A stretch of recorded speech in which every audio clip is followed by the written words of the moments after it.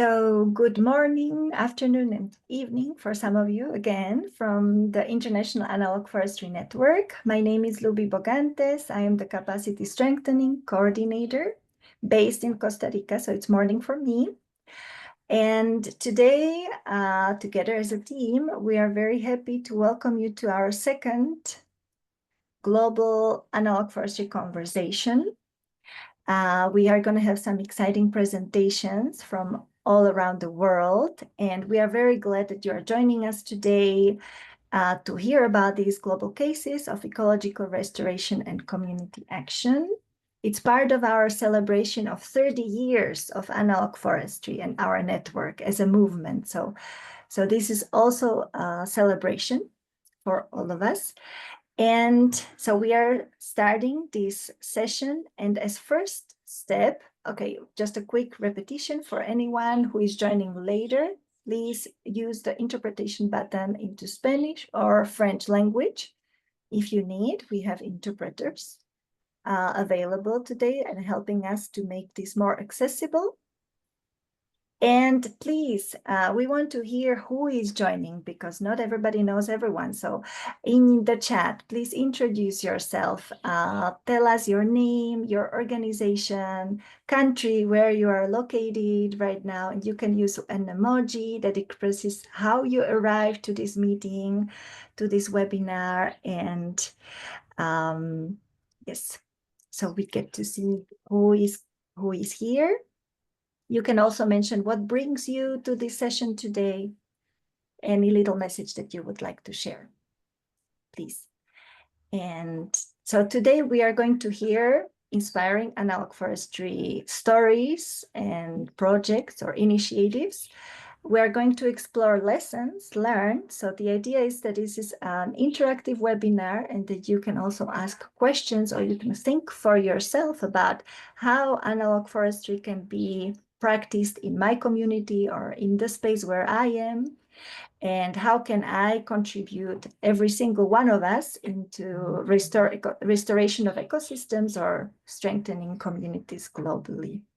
And I pass it to you, Virginie. Thank you, Luby. My name is Virginie Dozeta, and I coordinate communication and network building efforts at the IFN.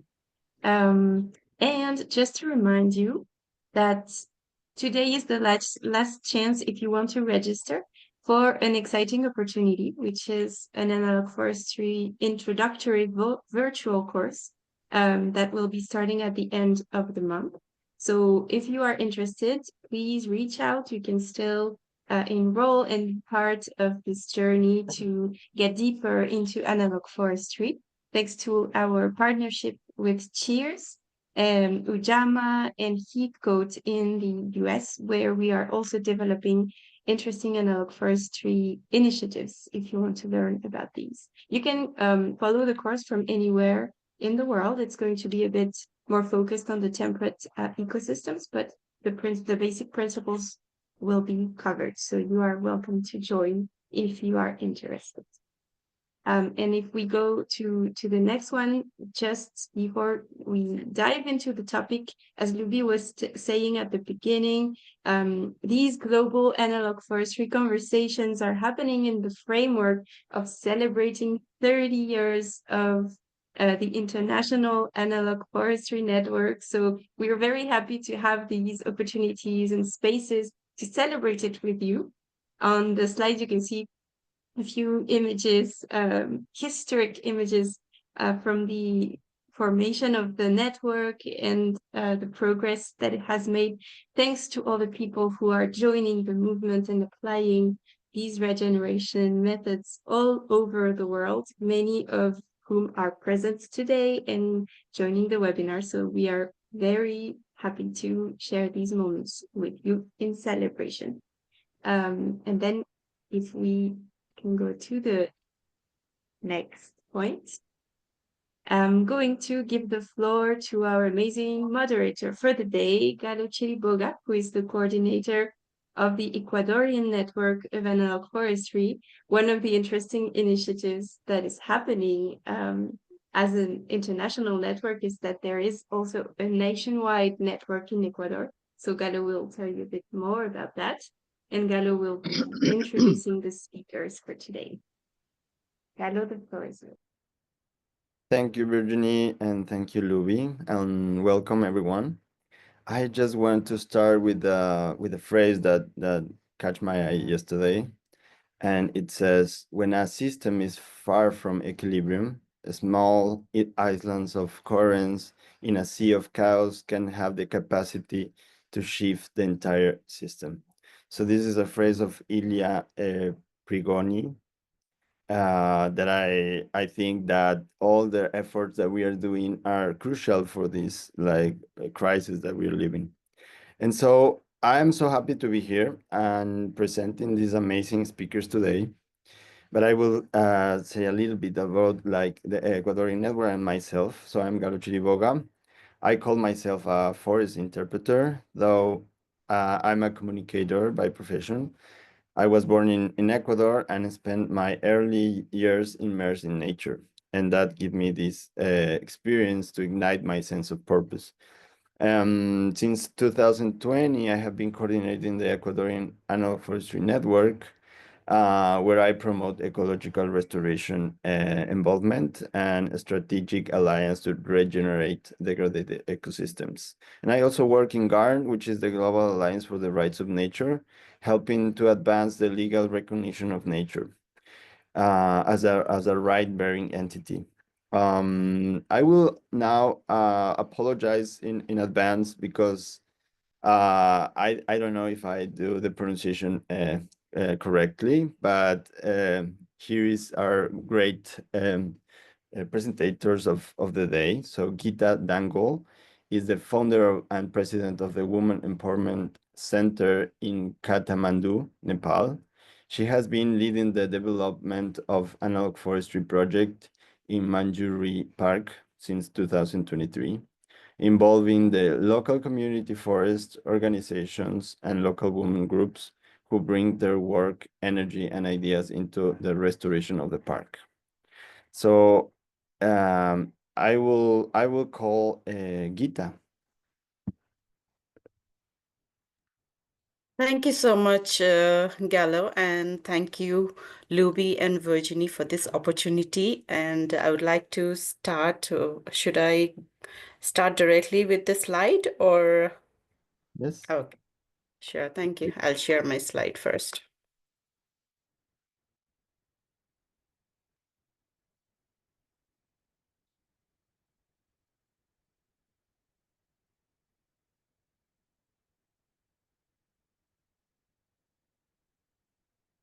Okay, hello everyone. As Gallo has already introduced my name and organization and the country itself, I would like to directly move on to the slides here, why we are doing this. And this is actually for learning from each other and linking each other's project as well as our work so that we can learn from each other. So I would like to move on to the slides here. Actually, this analog forestry or the analog forestry project itself, I started because I had a concept in my mind that food forest is the need in Nepal. So I never heard of analog forestry when I started, but through the help of TEWA, one of the organization in Nepal, who made my connection with the IAFN team. So now let's move on to the slide. Today we are going to talk about the location map and the products, especially the products and the products production strategy and how the products are coming up in our project. And also I would like to highlight some of the success stories and what are the lessons we have learned during this 2 years of time, and also what are the hurdles or what are the things which we have faced during this project implementation. So when we talk about the location, Manjushri Park is a community forest itself, which was uh, a barren land. Actually, this land was used by a cement factory in past 4 to 5 decades before, and it is filled with limestone. There is no soil at all in this particular land, and it is located at the southern part of Kathmandu Valley. So when you see here on the picture also, like on the satellite picture which I have attached, you can hardly see any plants grown in this particular land. And here, if you see, I have also mentioned on the right side that what are the annual rainfall and the precipitation range, what we get here in this particular area. This particular area is specifically cold. It's not that warm or humid. We don't have humidity in this particular area. So we are trying to um, grow as much as indigenous plants and indigenous fruits or species available in this particular area. So to to start with the project itself, we had taken the example of two forest location nearby. So the one of the forest location which was close to this area was a man-made forest, and it's full of pine trees. That is evergreen forest. So there we hardly had variety of species. And next forest which we had taken as a example is which lied like around 10 kilometers far away from this particular area. And there we had like indigenous plants, vegetation, and that's how we made the spider graph out of those two model forest. So when we move to the next slide, you can see how the land was before starting or implementing the forest analog forest project here. So these few trees which you are seeing in this picture, that was planted like long back by one of the Lions Club, I guess. I'm not sure which club they had planted. So these are the trees which survive, but you can see the land or the soil or the quality of soil, how it is in this particular land. Actually, this was after cleaning. Before cleaning, it was filled with like bushes, a lot of lantana plants, and a lot of stones. So, as I talked about the spider graph before, we had like two references taken from two different forests. The blue line, which you can see here, was a reference from the pine forest or the man-made forest. And the next one, you can see the brown color is taken from the reference, which was 10 kilometers away. So this is the map which we designed initially. Uh, according to the site which was given by the Manjushri Park. And this particular land was given to us on a lease basis. Like for 15 years, we have an agreement where we will maintain this land and develop an analog forest in this particular land. So here we can see that already the plants which we had or which was already present in that particular land when we started. We have listed the name of the plants here on the left side. You can see this, which was like around 17 different variety, and these were the plants which we had in that particular land. And here we have another base mapping according to the flow of the wind and also the sun direction. And that's how we have designed this AF site with a small pond, which is required for the conservation of the water during rainfall. And also we do have like landscaping design as well in this picture. So moving on to the next slide, where we have like what exactly we are looking forward with the AF. So the primary vision, what we see is first of all, regenerate regenerating the resilient and biodiverse ecosystem, because in that particular line the soil itself is also one of the main component which we need to uh, mm, preserve, or which we need to produce, because there is hardly any layer of soil in that particular land. So with this particular analog forestry project, it's not only about a project, it's a whole lot of work which ensures the biodiversity conservation, and also uh, maintaining an ecosystem with flora and fauna which is locally available in that particular area to support our livelihoods or to support the community. So basically, we are also focusing on the products which can be used locally or which is sellable in the local market. So, when we talk about the production strategy or the products which we are planning to have from the analog forest in our area, we have categorized in three different categories. One is like ecological benefits, which means it should improve the soil, it should support the biodiversity, and also with the improvement of soil and the biodiversity, definitely we will have the ecosystem preserved in that particular area.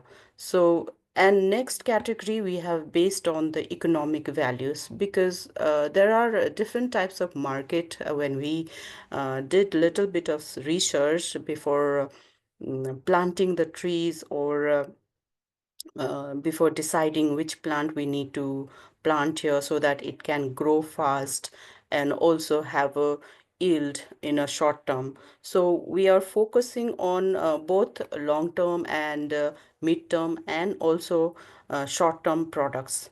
So also it depends on growth cycle, as I said, like short term, mid term, and long term. So depending on that, what we are planting right now in the short term is something like flowers and vegetables and herbs. So these are the plants which we are looking forward in short-term category, because we have lots of market for the flowers within the nearby community, where people use flowers to worship God or to pray. And so that those are the things which we are easily saleable and easily have an income source for the local women. And next product which we are targeting is like shrubs, or the uh, which can be like harvested within 6 months to 1 year, or something which can be within the midterm area. So we have like turmeric, which we have planted right now, and ginger, and bay leaf, rosemary, medicinal plants. Those are the things, spice, which we have planted right now in that particular area. And for the long term, we are more focused on fruits, such as walnut is one of the product which is easily grown in that particular area, which is indigenous plant as well. And also we are uh, trying to grow gooseberry, which is also uh, the local product in that particular area, and the hog plum. Hog plum is one of the indigenous plant which is easily grown in that area. So these are the long-term products which we have planted right now. And also we are looking more on the medicinal plants right now, so that it will be uh, easily marketable and easily uh, cashable for the products when women are working on that particular land. So next, when we are focusing on the these, I have already explained to you, and one of the plant which we are using is bamboo. Bamboo is also one of the product which we can uh, sell as a bamboo itself, or we can also do bamboo shoots. So, and also we have planted moringa as of now. Moringa is one of the herbal medicinal trees, which is very much we can medicinal tree which has lot of potential to in the market area right now. So that's why we are focusing on moringa plant as well uh, currently. So when we talk about the highlights, and we have like two different section here, and when I talk about success, I see that within these 2 years, the one of the most mm, what you call one of the most prominent thing what I have seen is the improvement of the soil quality. Because initial the first year when we tried, it was very difficult for us to grow any vegetables. The vegetables were having very low quality, and due to that, the soil quality has been improved with the vermicompost as well, and also we have vegetation which has made the soil quality improvement. So next is biodiversity. So now after having lots of trees and plantation in that particular area, we are seeing other animals, the local animals like monkeys, squirrel, and other uh, leopard cat. They have been seen in and around these days, and lots of birds are coming around. So that is one kind which we have seen the improvement. And also a small income has been made by selling the fruits and vegetable, not fruits, sorry, vegetables and flowers from that particular area right now. And next is we are able to build uh, awareness in the community. In Kirtipur, we have like 6 different community forest area where this is the one of the forest area where we are practicing currently, but we are encouraging other 5 community forest members also to implement this AF site in their forest so that they can have income generation from the forest and also uh, increase the biodiversity or improve the biodiversity of the forest uh, for for them. So next is we what we have seen is we are able to offer jobs for the community people who come as a who come and offer their work in our analog forestry sites. And also we have conducted many awareness program not only for the community forest users but also in the schools and also within our women empowerment center group members. So that is also one of the things which we see as a success point. And in few next few months we are planning to have basic analog forest online training session for 15 candidates we have arranged. So next, what we have learned during these uh, 2 years since we implemented is we need to learn about more of native species which can be grown easily. Because if we are planting something which is not native to that land, yes, it might grow sometime, or maybe due to the climate change. Yes, definitely the weather has changed from past 1 or 2 decades. The weather was very, very cold in Kathmandu compared to the now, the temperature what is right now. So definitely we do have crops which has been growing uh, right now, which was not grown earlier. So we do have those kind of differences. And also sometime even when we are focusing on the native species, sometime what happens is those species are now not able to grow.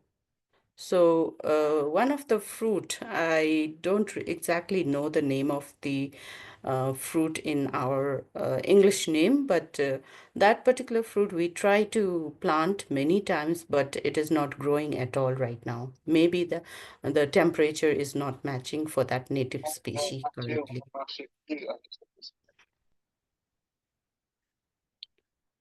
Okay, so right now the importance of mixed crop plantation is also one of the lessons which we learned, because initially there were plants which were like timber plants or just flowering plants, and right now when we are trying to do multi-cropping, the soil has improved a lot. So that is one of the lessons which we have learned, and also we managed to uh, as some of you might be aware that there was a lot of heavy rainfall during October 2024, so which made a huge landslide in our AF site, and we lost like almost 30 to 50 plants, or the fruit plants which we had planted there. So that soil erosion actually gave us a lesson that how we can save the landslide. That is also by using the local resources such as bamboo. You can see the slide in next picture. So this is one of the site where the landslide happened, and after that we try to stop the landslide by using this technique and also using the local resources such as bamboo. So this was a huge lesson which we learned, like how to save the landslide or the soil erosion in any particular area. So initially, the project, when we started, we had to clean this area like almost 3 to 4 months. After that, we started building and we planted and we care for the project right now. So now you can see this is the whole picture. Um, like this is how it looks right now than the picture which I showed you earlier. So maybe you can imagine how it has been now. And this is one of the picture where we had like um, local animals coming in and around often now. So you can see how it was before and after we worked on that site. And this is also one of the case study which Gaga also had made a video out of video for our site. And this is one of the slide which I took it from that particular uh, slide. So that is all I have to share right now. And if you have any questions, you can email me or you can have a question right now also. Thank you so much. Thank you, Gita. That's so nice. I love your project, and yeah, we have some questions for you. And the first question is, looking ahead, what are the next steps for analog forestry in Nepal? And how do you envision the project continue to grow, both in terms of community engagement and ecological restoration? Okay. Should I answer right now? Yeah, I think we Okay. have one question, and then we pass to the next speaker. Okay, sure. So looking forward, definitely I would like to grow this analog forestry, the concept itself within Nepal. That's the reason we are planning to conduct the basic AF training coming from, I think, starting from end of July, which Sharda has, as we discussed. So that is one of the initiation which we started right now, so that we can go to different communities and make them aware that why we need AF, analog forestry, first of all, because why we are not only working as a in Nepal, we don't have to worry about the trees because many of them are planting trees. But not planting trees is not only the solving the issue of climate change, or it is not bringing anything on the table currently apart from um, this one. So right now what we want to do is we are practicing in Kathmandu, but I would like to take this concept to different district or different location of Nepal also. So that's the reason we are bringing, right now we have like 13 people who are interested to learn about AF. And also through them, I would like to go in different areas or location where we can practice analog forestry in their particular location. So that is one of the strategy right now. And next, we are planning to go to schools with also we are planning to make a local language handouts or maybe some kind of pamphlets, because analog forest words itself is very difficult for people to understand in Nepal. Because for me also, first time when I heard of analog forestry, it was like a very new word or new topic. Oh, what will be kind of uh, I had imagined, but it's not that complicated when we are practicing right now. So I would like to develop one local language pamphlet for them so that they can understand how it is done or how what exactly it is going to do. So that is another strategy, and reach out to school or children or students so that it can be practiced from the early age itself. So that is next plan we are doing. Thank you, Gita. Yeah, we will have more questions from the end if you can stay, but that's why Mm-hmm. I ask you this important question right now. If Mm-hmm. Thank you you're so much. thank you so much. So going forward with our next speaker, so it's Bastien Befort. I don't know if I say it right. Sorry, Bastian. Is the president of AFN at board, the deputy manager of Guayapi, a fair trade and organic company, co-founder of the Disco Supi international movement, president of Slow Food Paris Bastille, and coordinator of the Slow Food Youth Network International. He's a Latin American expert of the International Working Group of Indigenous Peoples Affairs, GIPTA for France, and he works closely with the Sataremawe indigenous people of Brazil around the Guarana project. So I give you the floor, Bastien. Thank you so much for being here. Thank you very much. Merci beaucoup. Do you hear me well? Yes, yes, I thank guess you. yes. So it's a pleasure. Thank you, Gallo, for the invitation and the Secretariat of EIFN. And it's a pleasure to be speaking amongst valuable and esteemed speaker like Gita and my friend Perry. So I will share my screen and try to share our experience from the point of view of Guayapi, which, as you said, Gallo, is a family company. And do you see my screen? Yeah, perfect. Okay. So it's a family company, and we are a bit particular because we are the only business company member of EIFN, and we are in this sense very active in promoting the forest garden products. So we will travel. We are based in France. We are a small family company, and we commercialize mainly forest garden products from two regions, mainly from the central Amazonia of Brazil, with the Satere Mawe indigenous people, but also from Sri Lanka. In Sri Lanka, we are more directly involved because we are partnering with a Sri Lankan family, and we bought a land with them of 20 hectares, which was an ancient tea monoculture, and now we turned it with two businesses.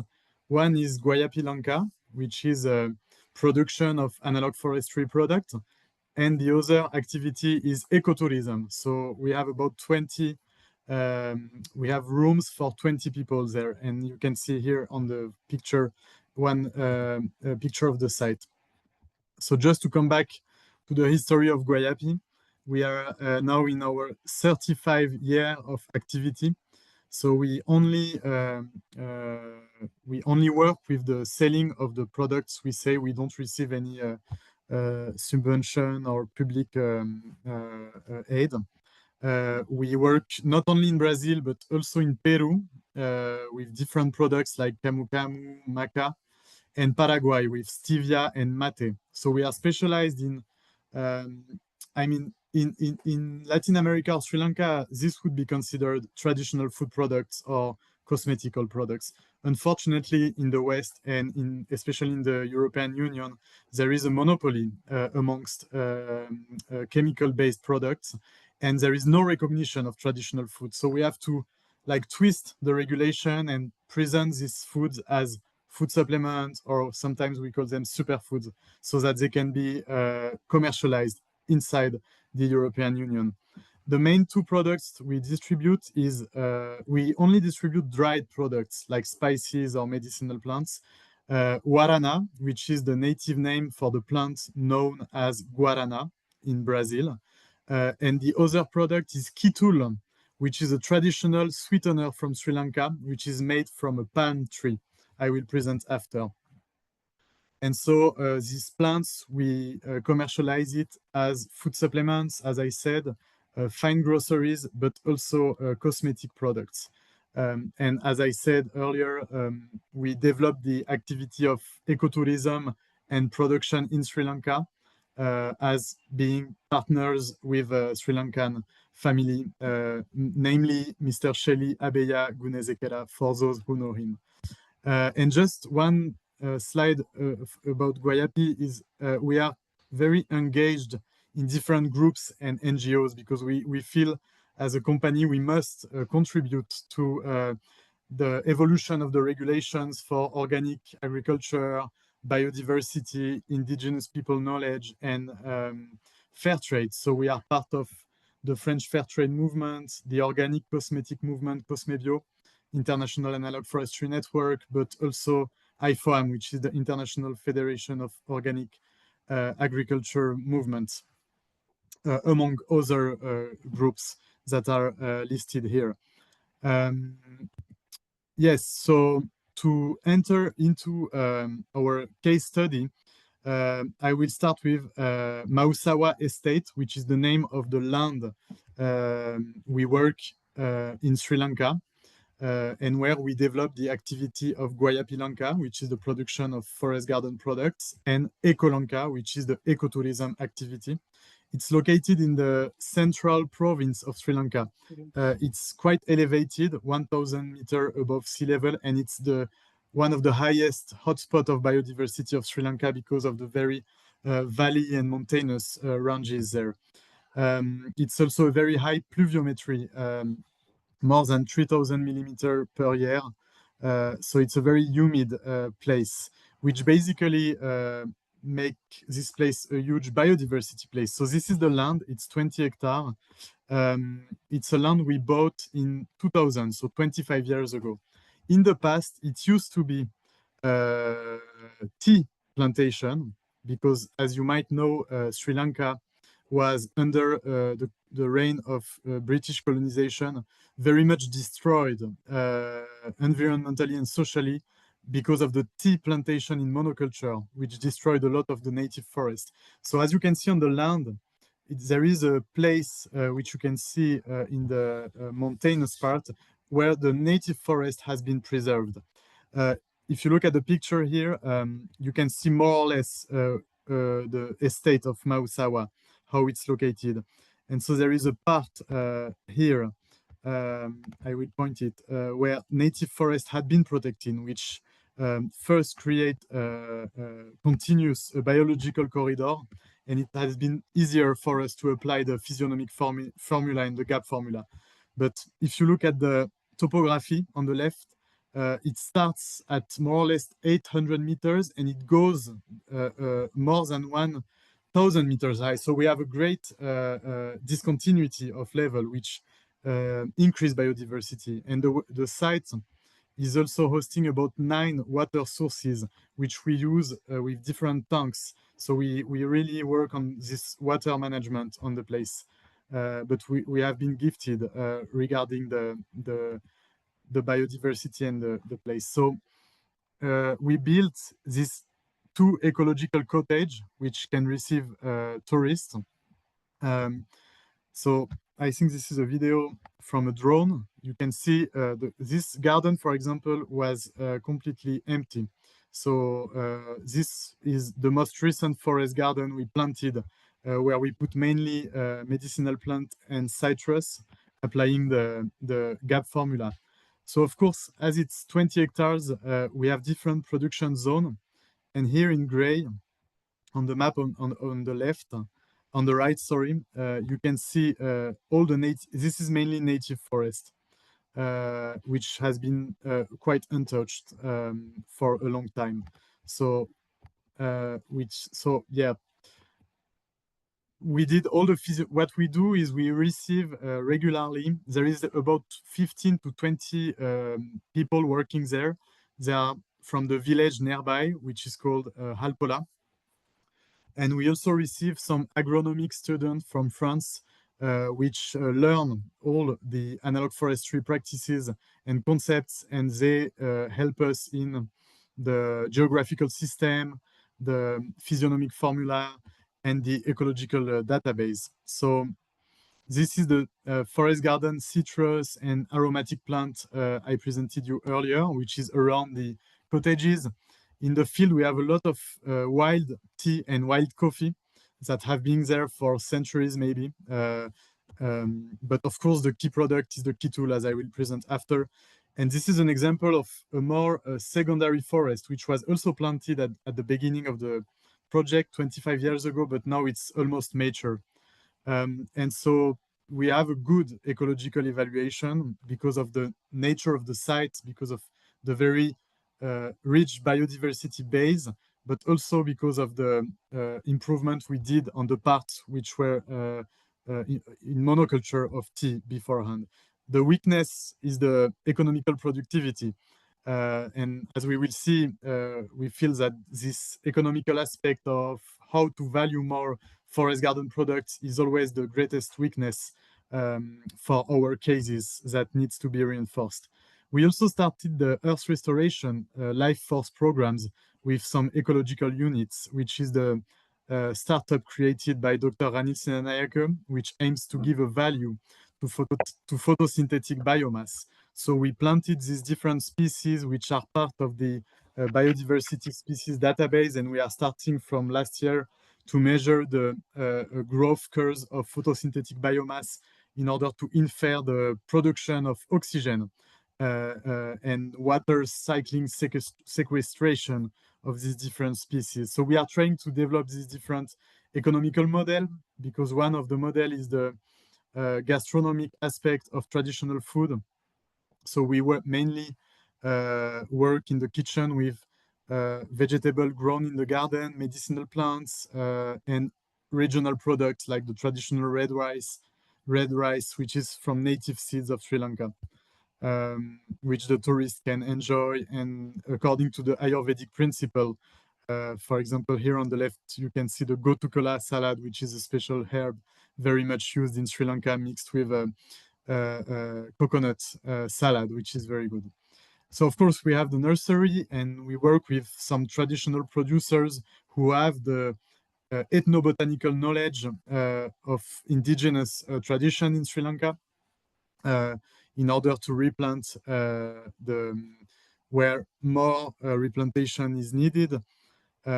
So the main forest garden products we commercialize is the kitul, you can see on the right, which is one of the keystone species of the garden, because hundreds of kitul palms are present, but we have also quite a lot of tea and wild coffee present on site. So we have been continuously certified FGP for the last 25 years. So this is the kitul, which is recognized and certified FGP, but it has been also recognized a slow food presidium product. This is the transformation process by Miss Kusumawati, who is the production manager. So it's a woman-led production system that we have in Mausawa. And the good thing is now the daughter of Kusuma, who is inheriting the know-how of transforming the products like kitul, spices, tea, coffee, who is called Kanchana, is now taking the baton on. And yeah, this is an example of agronomic students who come often and participate to the action, different action I mentioned. I don't know how much minutes left I have, because can you confirm me? Because I have the Amazonian part now to present. You're okay. You still have 10 minutes, Bastien. Okay, perfect. So let's continue to the other side of the world Guayapi work with. In this case, it's very different because we are not involved in we are not settled as a company in Brazil, but we work with producers organization who are based in Brazil. Guayapi itself has no juridical entity in Brazil. Our main partners is a important indigenous group of Brazil who is called Satere Mawe. It's about the fourth largest indigenous group of Brazil after the Guarani and the Tucano. And they are known worldwide for two main cultural features. One is the domestication of guarana, which is a very important plant for Brazil and the world. And secondly, for the ritual called tucandeira, which consists in putting your hands into a glove with bullet ants, which is a very venomous kind of ant, as a ritual for adolescent male to enter into the adult age. And the Sateremawe, the fair trade exchanges we have with them are part of a autonomous and integrated ecological and ethno-development project, which is called the Warana project from the name of the plant. I will present it right now. So the land situation of the Sateremawe people is very different and very specific because they could they could protect and demarcate their land in the 1980s during the democratic transition of Brazil, when Brazil adopted a new constitution in 1988. It was the first constitution which gave rights to indigenous people to have access to land and differentiated culture, education, language, etc. So Sateremawe people, leaders, and fighters could defend and have the recognition of their land, which is big. It's about 8,000 square kilometers, so 700,000 hectares of land who are now protected and homologated by the Brazilian constitution. And it is inside this land, there is about 20,000 Sateremawe people living. They are living amongst two main rivers, Andira and Marao rivers, which gave the name to the Andira Marao indigenous land. And of course, all the communities does not participate actively to the analog forestry programs included by the FGP certification and fair trade, but more or less there is 500 families involved, so it's quite a lot. All of them are geo-referentiated, as you can see in this kind of producer database, which is mandatory in the framework of the FGP certification through an internal control system. And of course, these producers will be geo-referentiated, as you can see here. So the land is huge, 8,000 square kilometers, as I said. You can see here the communities producing different plants, mainly Warana, but not only. And where actually analog forestry practices are being put in place. So if we go more on satellite image, you can see that almost 90% of the territory is mature primary forest of Amazonia. So it's a huge biodiversity. So there is a biological corridors or biological stock of diversity. Here you can see different producers. So they don't only produce Warana because they work in the traditional forest garden systems of Amazonia. They have a lot of species from palms like acai to coconut to fruit trees to cacao species, cupuaçu, medicinal plants, castañas, lapacho, urucum, etc. I will just highlight the Warana culture because it's the main feature of this society. Warana is domesticated because it's originally a liana which grows in the mature forest, and it's then replanted in the forest garden around the villages as a forest garden. And you can really see the ecological succession from the villages to the forest. And so the forest garden of Guarana are really following this ecological succession, which is fundamental in analog forestry. Of course, it's a community-based activity.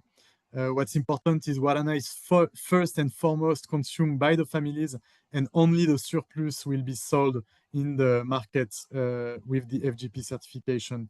And as the FGP certification guarantees the diversity of crops and the intercropping of species, it favorizes food autonomy, health autonomy, and of course, ecological restoration.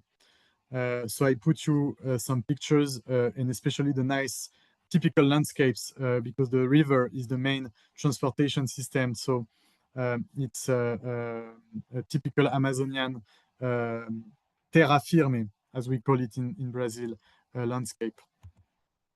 So the Guarana have such an important place in the Sateremawe culture that they consider it as a god, and they say Guarana means the beginning of knowledge. So Wara means knowledge, and Warana is the beginning of knowledge. So it's a plant which is revered and respected as an elder, as a council. It's a plant which will give the good speech, which will help to take the good decision. And there is a prophecy, a mythology, which states that Warana will be traveling around the world. It will circulate among political cycles and help the Sateremawe community, but all over all the world, all the human societies to go forward in peace. So it's a very strong prophecy, which also gives sense to the fair trade, which is made at an international level for this plant. So the Sateremawe people call themselves the sons of Guarana, the children of Guarana. They are literally the sons of this plant. They also created their brand for Brazil, because often we tend to oppose international trade to local business. Of course, it's relevant because the history of colonization was disastrous for local communities. But in this specific case, the international fair trade we have been doing have been reinforcing the autonomous capacity of the producers' organization to organize themselves in order to sell their product on local and national markets. So they created their brand, which is called Nusocaine, which you can buy directly in Brazil and maybe in South America. So when you look at forest garden product price, of course, it's not high quantity if you compare to commodities, but we don't want to go into commodity. What's important is the price per kilo, the value of the product is very much higher if you compare to commodities. It's 5 to 10 times the prices of commodity like cocoa or tea, which you can find on international market, even organic, even fair trade. The forest garden product system is a very different system. So it's the strength, but it's also the stake for us, because it's another way of marketing. It's another way of doing business. It's another way of consuming. It's a degrowth-based approach, and we need to change the system in order to really give more power to this forest garden product. One important point I wanted to highlight with you is the fact that in the price paid to the producers' organization are included development programs which are put in place in the indigenous land. So when you buy a Guayapi product, you don't only buy a good product which pay the producer, you also contribute to the financements of the programs of the Sateremawe people. So I put you some programs they developed all along this Guarana project in the last 30 years. There is a lot: waste collection, an indigenous university, the obtention of the denomination of origin, biofuel programs, the domestication of Melipona stingless bees, which are the native bees from Americas, which increase through pollination the forest garden crop production by 85%. and basically food autonomy. I had a message earlier by Obadias, one of the Satelemawe leaders, and he was explaining me that many producers were dubious at the beginning of the project. And now they are looking at those who started the analog forest 25 years ago. And there is game coming back because food security is a huge challenge in indigenous land in Brazil. And so the producers who were involved in this program are the ones who have the most food through plant production or game. And so this is a true example.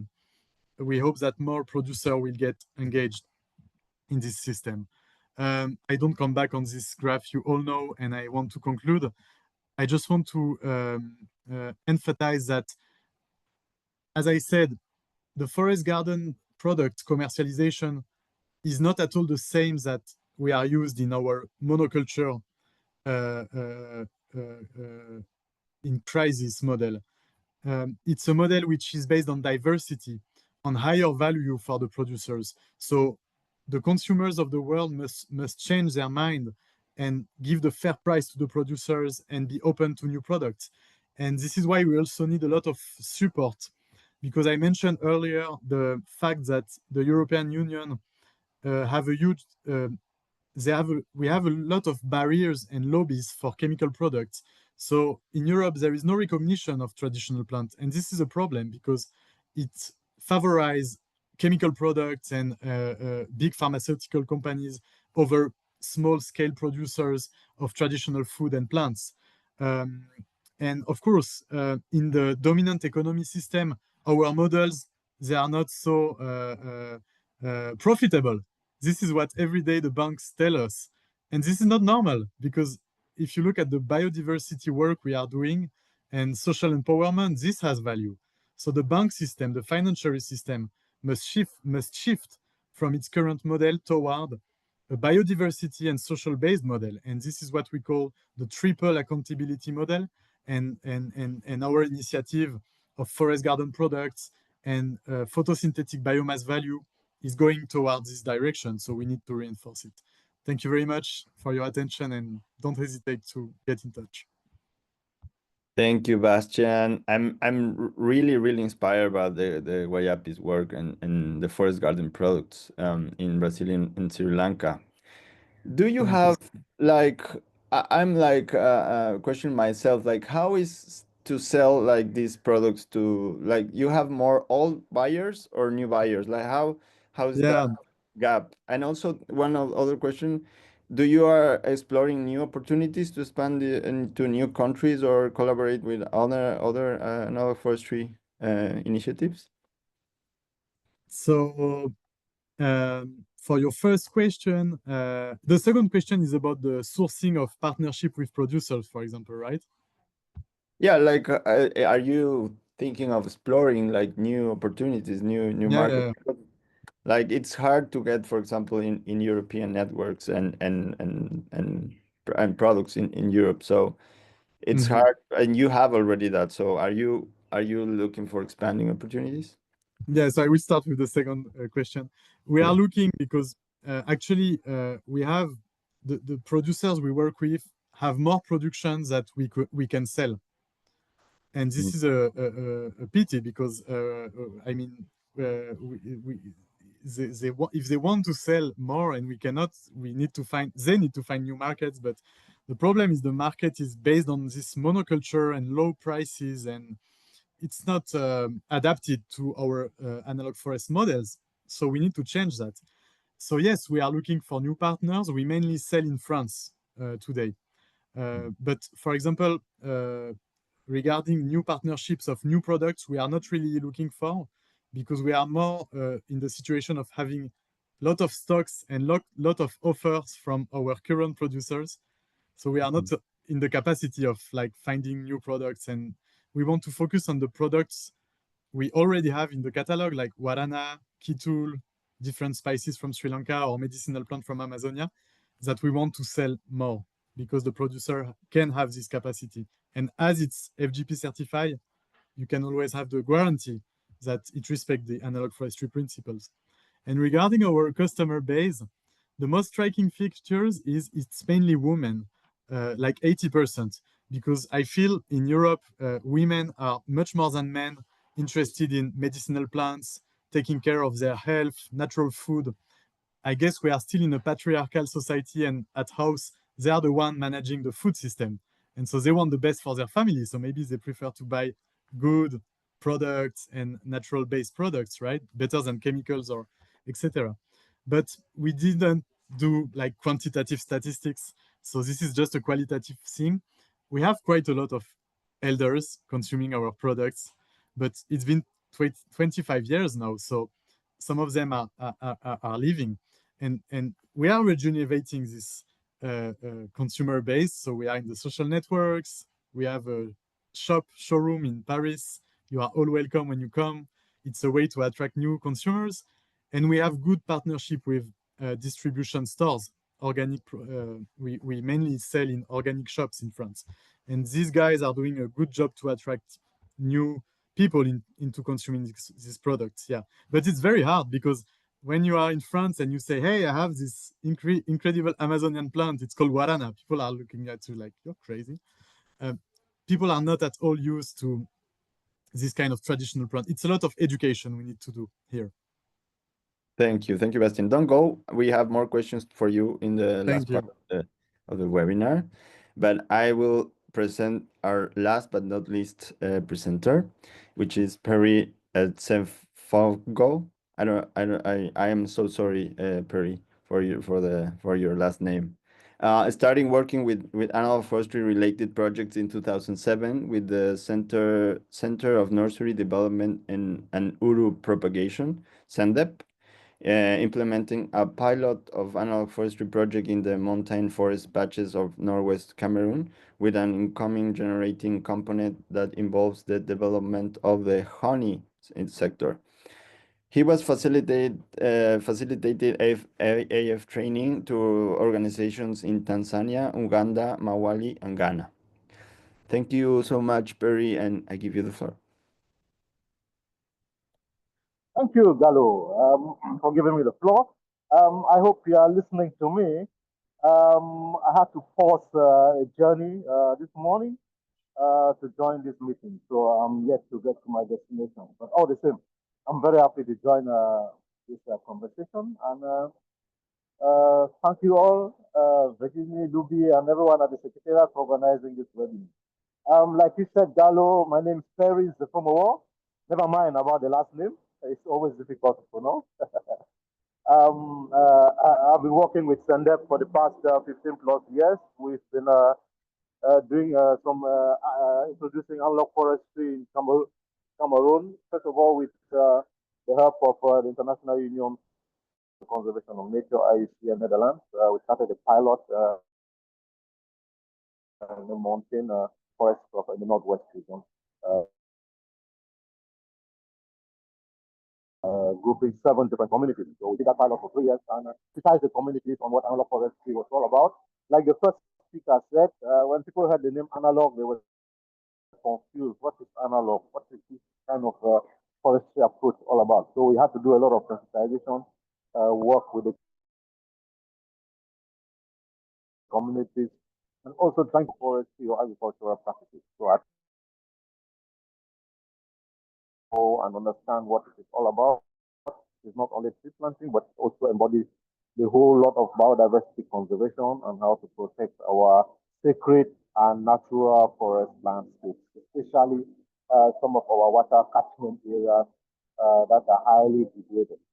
So we've been doing this work in the Northwest region for the past 15 plus years, which are still embedded in the communities. But I must tell you, we also work with tea farmers. So we like Bastien was saying, FGP products. We attempted with some tea farmers also in the Northwest region, trying to bring their products to the market. Sometime in 2015, introducing them the methodology of analog forestry and how they can grow tea under shade. From the experiences we had at Belipula in 2014, what we saw there with in Irani's plot. So we also brought that methodology with our tea farmers in Cameroon and tried to introduce them into that aspect. And actually, they got good tea, but we have a peculiar problem in Cameroon. We have an ongoing political crisis, And so we could not continue with that project because we were not able to continue in the community to, bring their tea to the market. But we hope in future we'll be able to do that when the crisis will subside. Currently, we now have, within the framework of our analog forestry restore grants, we have about 7 grantees in Cameroon. So we are actually pushing them and working with them to continue with the technology and introducing them in different communities. We have seven, like I said, 7 grantees in Cameroon. And in this presentation, Virginie is going to present you the videos of and testimonies of 3 of our grantees. Felix, who works with Nature Cameroon, Gilbert, who works with Green Care Cameroon, as well as Alma, who works with PACDEF, they are partners for agricultural development.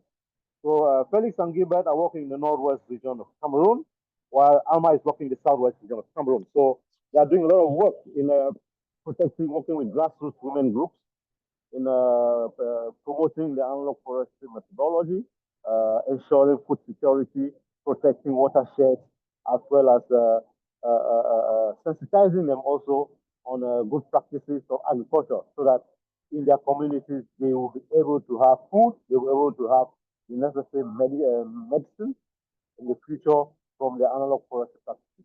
So I'm not going to talk much. I will just urge Virginie to introduce our testimonies from Felix, Gilbert, and Alma in the videos that will follow. And then from there, we can share maybe some questions or answers. Thank you very much.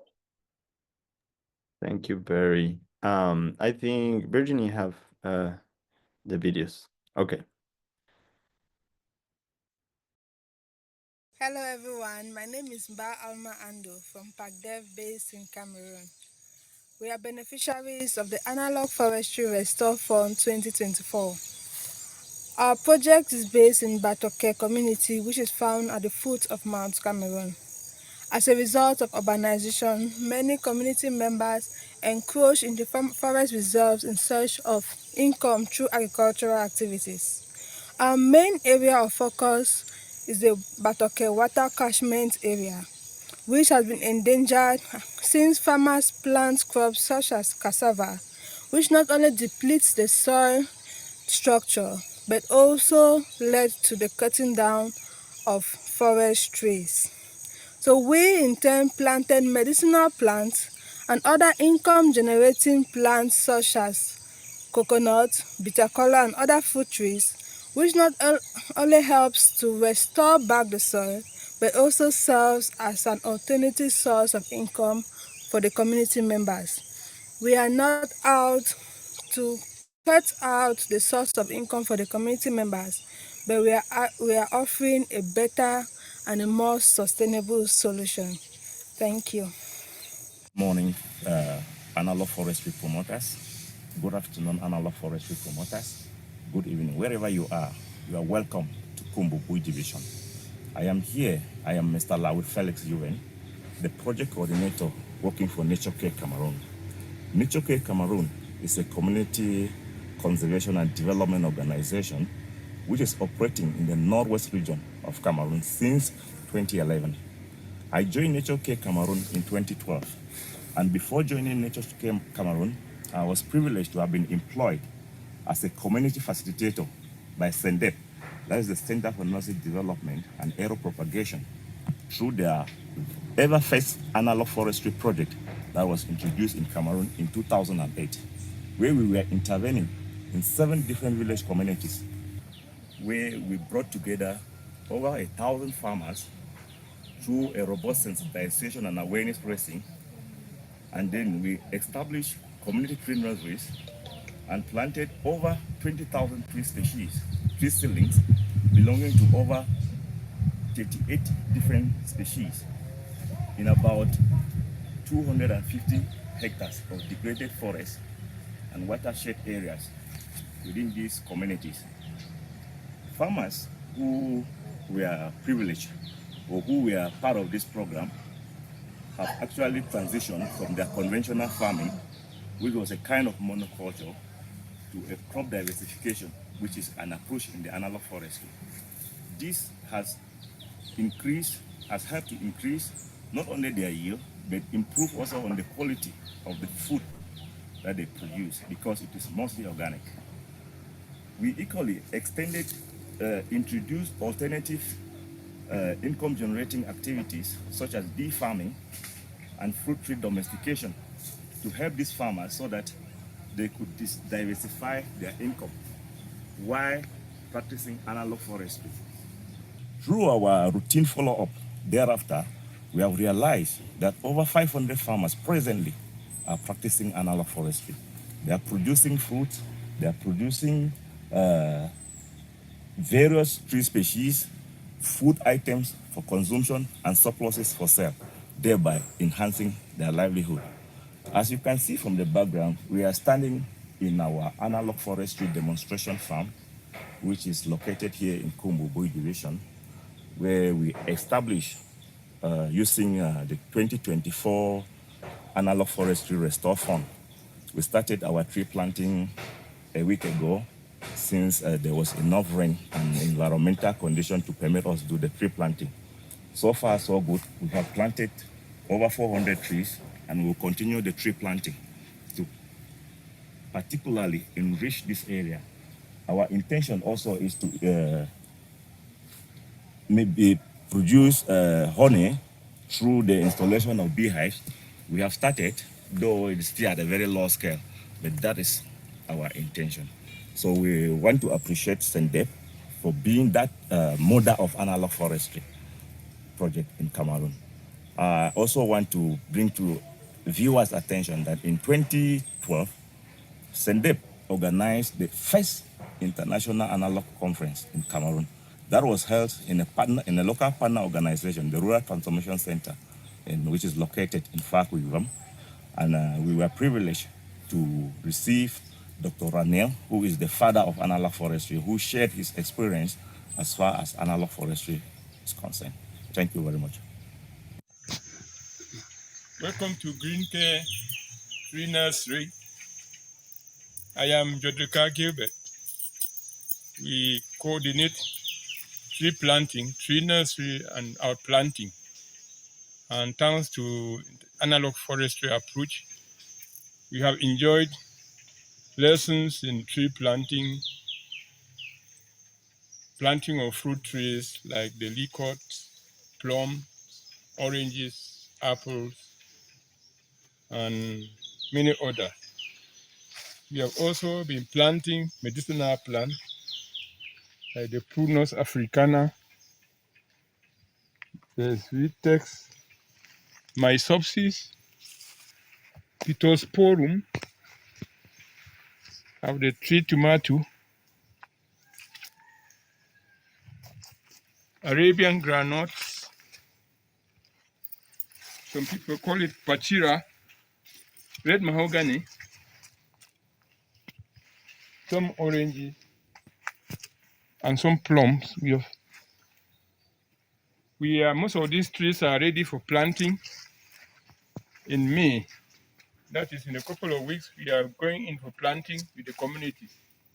We shall be planting in tree nurseries, in community forests and water catchment for protection. We also have some apples. This is another parchment of the nursery. We have Vitex here. Right here is work that is continuing. We have various stages of the trees. Some we shall plant by late June and July. Here beside, I have my colleagues. There's Belinda, Donatus, and Mary. They are the nursery attendants and the field worker. Thank you. Oh wow, great! It looks amazing. Also, all the projects that are going on in Africa. I see that some of the speakers of the video are in here. So maybe I can ask Ba Alma if you want to say hello. I think Felix has left the conversation, but I think Alma, are you there? So you can say hello to the audience. Hello, everyone. It's Hey, Christ. So nice to meet you. And do you have any other like words or thoughts that you may want to share with us? No, basically, we are just starting with the analog forestry project. So this is a primary phase. To we hope to open a demonstration plot so that we have like a forest landscape for maybe relaxation for trees that are medicinal and also trees that are income generating. So we are in the first phase, and so far the community has welcomed us very well and they are ready to work with us. So nice. And what is the difference? Like what was going on before you go with the analog forestry methodology? From my inquiries, when we met the chief of the community, they said they try to get farmers to plant trees and to reforest, but many of the community members were stubborn and they instead planted plants just as the cassavas that I said. So bringing up this idea of growing trees that are income generating, not just occupying the land with timber plants, but giving them another source of income or an alternative source of income. At least the community bought the idea and they were welcoming to it.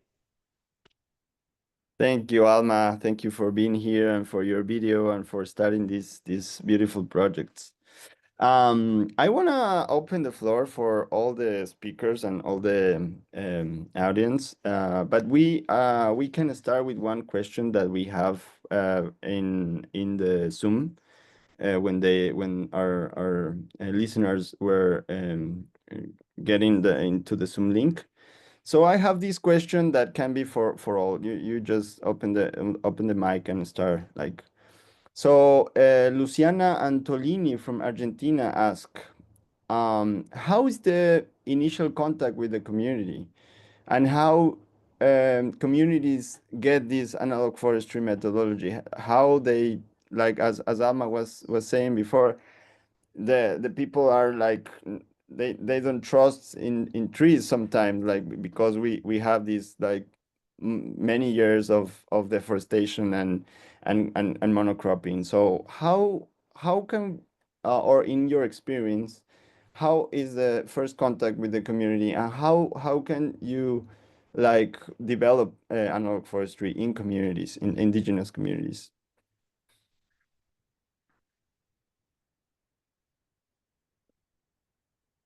Who wants to answer? Gita, I see your. Thank you. Uh, Actually, as I mentioned earlier, when we talk about analog forestry, the word itself is like so very new for everyone. Even if the person knows the English very well, they think, okay, what is analog? Why it is analog? Why that name? And so many questions. And it's very difficult, especially in Nepal. This was a pilot project for us, and we are I should say, the lucky ones to get to know about analog forestry and to implement in the country. But when we started to go within the community and talk about analog forestry, they were like, some people were curious and some were like very reluctant to take that because it was very difficult for them to understand the methodology, and also that when we talk about little bit technical words, something like a spider graph, or when we have to do those analysis and ecological evaluation. So when we talk about those things, people are very, very reluctant to want to know. Oh, it seems very complicated and it looks like very difficult for us to understand or for us to learn. Maybe somebody who is from the science background or somebody who is from the forest background can only do this kind of project. But for me, I'm not from that background at all.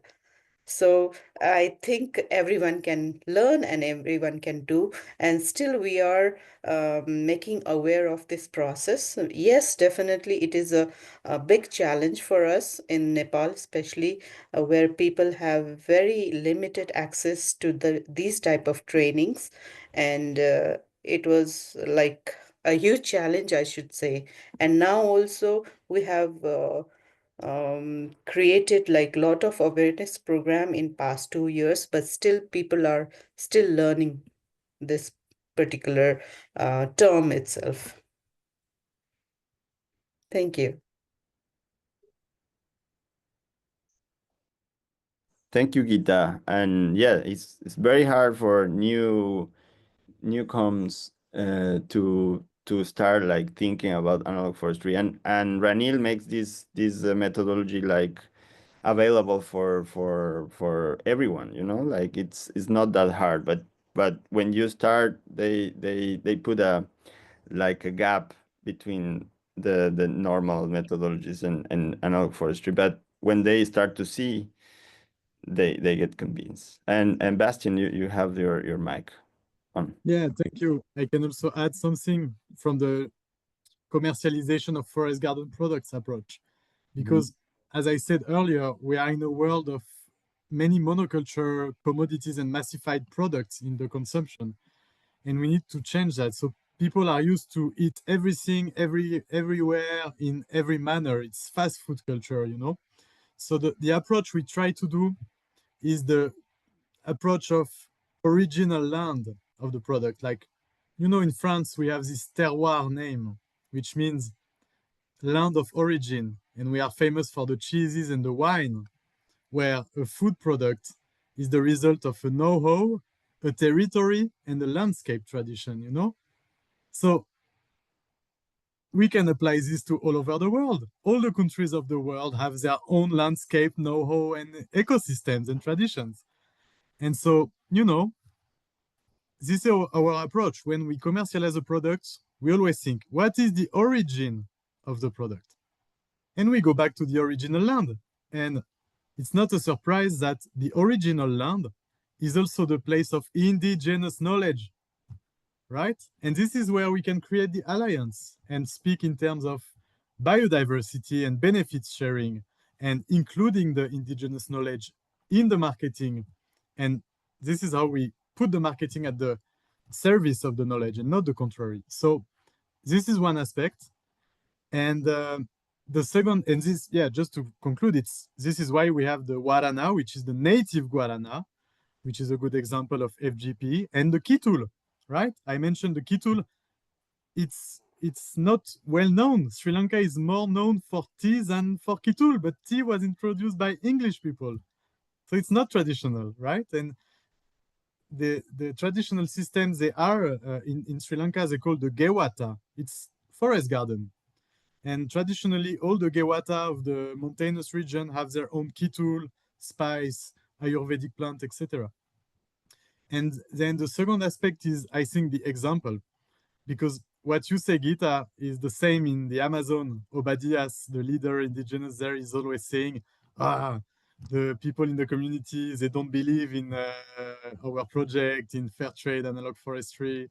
They say, it's Obadias stuff, etc. But then, as I said earlier, once you have a few producers who started to plant, you do not see the fruits immediately. You see it in long term.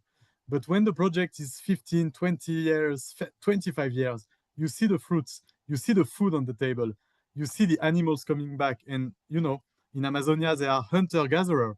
So they eat game food. And so when the game is coming back, it's very prized there. So as we say, the example is not the best way to convince. It's the only one. So yeah, do it, and the example will inspire other people. I mean, this is how we are in this network, you know. It's Thank just you. the beginning. Yeah, we're in time. Like I would love to have more time, but we are getting to the 1 hour and a half that we have here. But these experiences are great, and I love that how analog forestry is going everywhere and sprout like the seeds.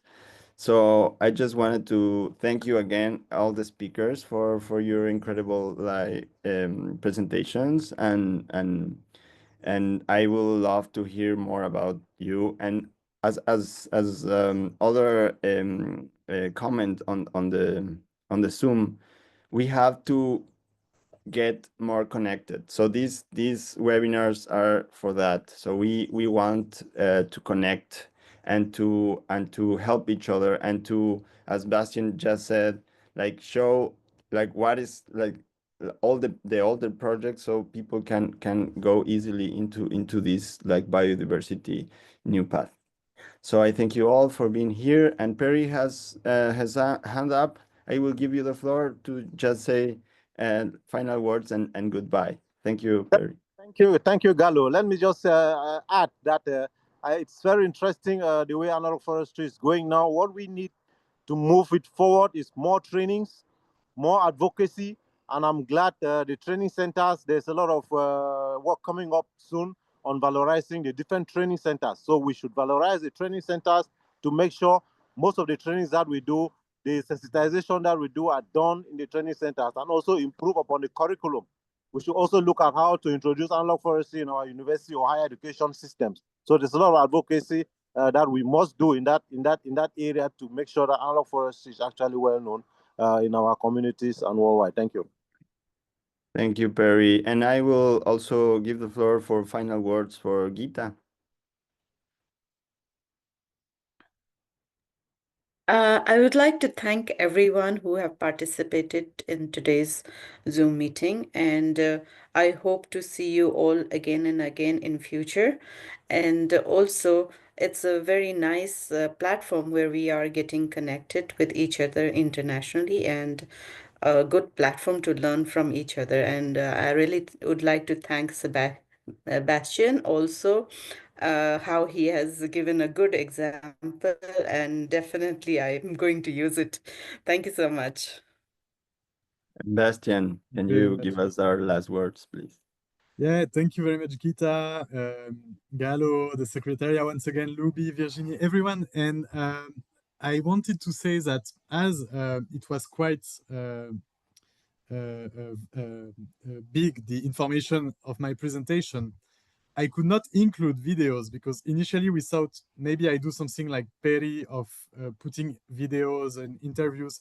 And then with Virginie, we said maybe it's too much because we have a limited time. So we are thinking maybe in the future, global conversation to make a specific one with Amazonia of Brazil.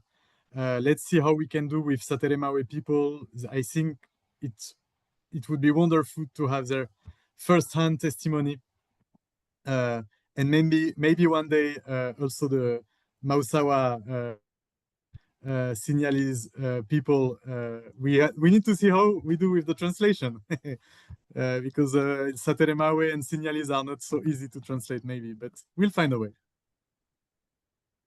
Thank you. And I just give the floor to Virginie, and she was asking us if we can all turn out our cameras, so just take the last picture of the event. Thank you. Yes. Thank you so much, everybody. And as everyone gets ready to open their cameras for a bit, I just want to add on and thank you so much, Bastien, Gita, Perry, Mba Alma, and everybody who gave their testimonies today. As you were saying, that's what our network is about, being connected, getting together as often as we can to support each other in the common challenges and also the common dreams that we are building together. So thank you so much for this inspiration and energy. And I invite you really to get connected also to our social media newsletter. There's a lot happening, and we are sharing news from everyone across the world frequently on these platforms. So please be in touch. And okay, I'm going to slowly take our picture. Maybe Perry, you can open your camera for a bit if you are there. Fatima, Emily, Michael, just for a second. Carlos. Okay, I'm gonna count to three. 1, 2, and 3. Thank you so much, everybody. The picture is taken, and it was a pleasure to share this day with you. As Bastien was saying, we will be preparing more opportunities to meet on the subject of FGPs and on many other related subjects as we celebrate these 30 years of the network. Thank you, everybody. Thank you very much. Merci beaucoup. Thank you. Good night. Merci, muchas gracias. Bye. Au revoir. Thank you. Take care, Au revoir, everyone. merci. Au revoir. Thank you and bye. Bye-bye. Bye, take care. À bientôt. Perry, have a good trip.